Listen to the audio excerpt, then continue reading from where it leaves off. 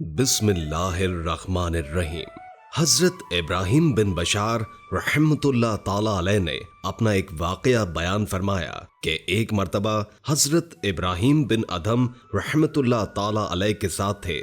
सफर पर चलते चलते हमारा गुजर एक सहरा में से हुआ। वहां रास्ते में एक जगह इंतहाई ऊंची कब्र नजर आई। मैंने देखा कि हजरत इब्राहिम बिन अदहम रहमतुल्लाह ताला अलैह इस कब्र को देखकर आबदीदा हो गए और उनकी आंखों में आंसू आ गए। मैंने उनसे सवाल किया कि हुजूर, ये किसकी कब्र है जिसे देखकर आप इस कदर रंजीदा हो गए? फरमाया, ये हमीद बिन जाबिर की कब्र है जो कि इन तमाम शहरों के मालिक थे। एक अजीम बादशाहत उनके सुपुर्द थी, लेकिन अफसोस कि वो अल्लाह की इस नवाजिश पर अल्लाह के करीब होने के बजाय दुनिया की गफलत में मुब्तला थे और ऐशो इशरत की जिंदगी बसर कर रहे थे। हर वक्त अपने आराम और सुकून की फिक्र और आसाइशों के ताक़ुब में गिरफ्तार रहते। लेकिन अल्लाह ताला ने उनकी फिक्र की और इनको हिदायत का रास्ता दिखाया। हजरत हमीद बिन जाबिर रहमतुल्लाह ताला अलैह ने इस दावत को ऐसे कबूल किया कि फिर उनका शुमार अल्लाह के बरगजीदा बंदों में होने लग गया। फिर हजरत इब्राहिम बिन अदहम रहमतुल्लाह ताला अलैह फरमाने लगे कि मुझे उनके बारे में खबर मिली कि एक रात हमीद बिन जाबिर अपनी पुरतकल्लुफ महफिल में मगन थे। दुनिया की दौलत और आसाइशों की गफलत में मुब्तला थे। बाहर की दुनिया की उन्हें कोई फिक्र नहीं थी। इसी मस्ती के आलम में जब काफी रात गुजर गई तो वो अपनी सबसे अजीज अहलिया के साथ अपनी ख्वाबगाह में तशरीफ ले गए और सो गए। उसी नींद में उन्होंने ख्वाब देखा कि एक शख्स अपने हाथ में किताब लिए उनके सरहाने खड़ा हुआ है और हमने उससे कहा, मुझे किताब को देखने दो, मैं जानना चाहता हूँ कि इस किताब में क्या लिखा है। उस शख्स ने उन्हें वो किताब दे दी। आपने उसे खोलकर देखा। इसमें मोटे मोटे हुरूफ से एक इबारत तहरीर थी। लिखा था, बाकी रहने वाली चीजों पर फानी अशिया को तरजीह न दे। अपनी बादशाहत, अपनी ताकत, अपने खुद्दाम और अपनी नफसानी ख्वाहिशात से हरगिज न धोखा खा और अपने आप को दुनिया में ताकतवर न समझ। असल ताकतवर तो वो है जो हमेशा बाकी रहने वाला है। असल बादशाह तो वो है जिसे कभी जवाल ना हो। हकीकी खुशी और राहत तो वो है जो बगैर लाहो लहब से हासिल हो। लिहाजा अपने रब की तरफ रुजू करने में जल्दी कर और देर मत कर। बेशक अल्लाह ताला कुरान में सूरे आले इमरान में फरमाते हैं, और दौड़ो अपने रब की बख्शिश और उस जन्नत की तरफ जिसकी उड़ान में सारी जमीन और आसमान आ जाए।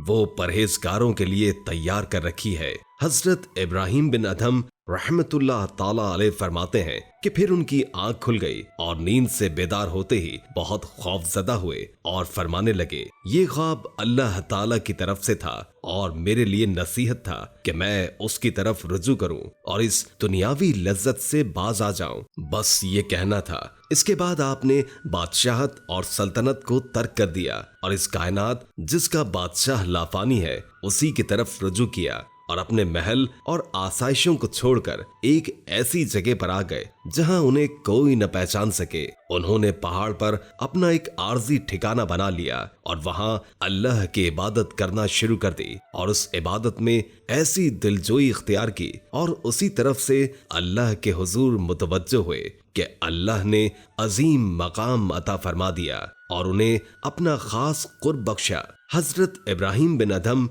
रहमतुल्लाह ताला अलैह फरमाते हैं कि मुझे उनके मकाम व मंजिलत के बारे में इल्म हुआ तो मैं उनसे मुलाकात के शर्फ के एवज से हमीद बिन जाबिर की खिदमत में हाजिर हुआ और उनसे उनके हालात दरियाफ्त किए। तब उन्होंने अपना वाकया सुनाया। इसके बाद मैंने उन्हें अपने सब हालात के बारे में आगाह किया। मेरी उनके साथ एक अच्छी निस्बत हो गई थी। मैं अक्सर उनसे मिलने आया करता था। इसके एक अरसे के बाद उनका इंतकाल हो गया और यहीं उनको दफनाया गया। अल्लाह पाक ने एक खास मकाम और मंजिलत से नवाजा। अल्लाह पाक उन पर खास करम फरमाए और हमें भी उन जैसी नेक सीरत अता फरमाए।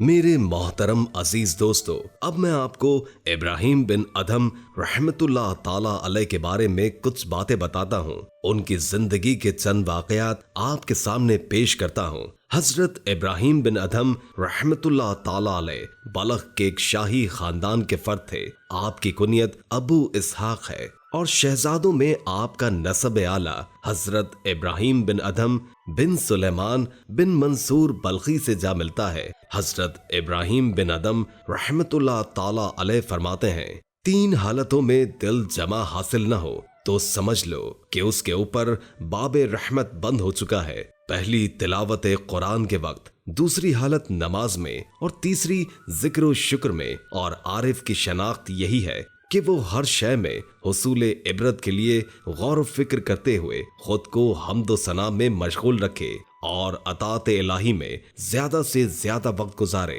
ایک روایت کے مطابق آپ نے 166 سال کی عمر میں وصال کیا۔ آپ کی گمشدگی کی وجہ سے نہ تو یہ معلوم ہو سکا کہ آپ کا مزار کہاں ہے اور نہ یہ کہ آپ کا انتقال کس جگہ ہوا۔